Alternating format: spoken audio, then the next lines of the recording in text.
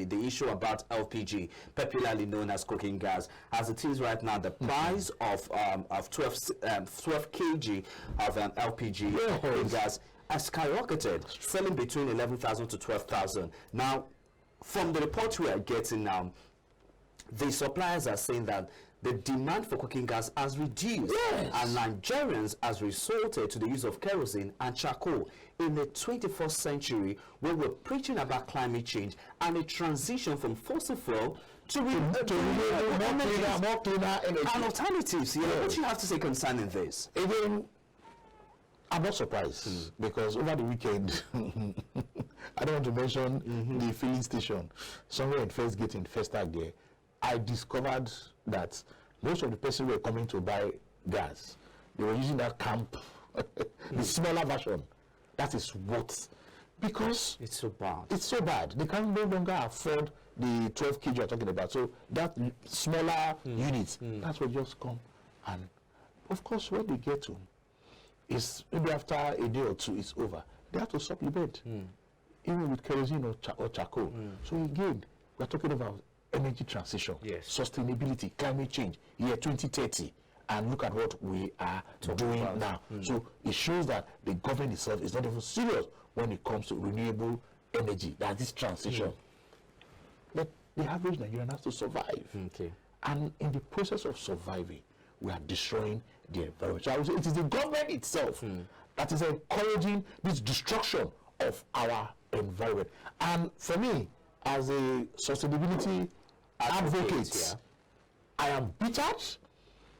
All the efforts the government is making for me is showing as if they were not serious. In the last administration, you had an essay on sustainability development go to the president. I'm not seeing that in this current administration. We don't have at the moment. We don't have at the moment. Then the energy transition that we've been talking about since the last administration, I'm not seeing that in it. We need to continue to talk about transiting, because fossil fuel, we are seeing all the environmental implications, and now LPG, which is a more cleaner way of consuming energy, we are making it out of the reach. And then, and for the first time in the history of our nation, we're having a particular ministry with a minister of state designated for gas development. And this young man has not come out to say anything more meaningful to us. No blueprint, nothing. And I will tell you, as a student of chemistry at one point in time, gas reserve in Nigeria is over 209 trillion cubic meters of gas, unexploited, deposited in our ground.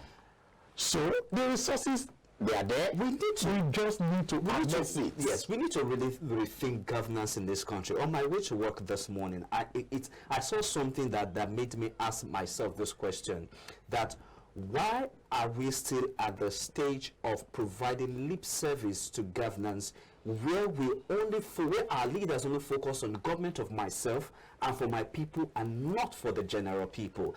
At what point do we need to get away from this and focus on the real issue?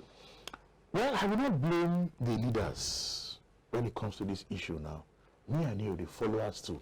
Because they say a nation gets the type of leaders they have. These leaders we are talking about, they did not jump from moon. Definitely. They are our brothers, they are our relations from our villages and all that. And we elected them into office, either knowingly or unknowingly. All right. So we need to begin to look at leadership. All right. Leadership. All right. Leadership. All right, Charles. Leadership. All right. There's so much to talk about, but for the want of time, we'll just leave it at this point, and definitely we'll have you again, hopefully, the course of the conversation, and we'll, if time will permit us to look at all of these issues again. We'll bring them to the forefront and have enough time to buttress us. And I'd like to say a big thank you to you, Charles Fakuga, for your time with me on the show.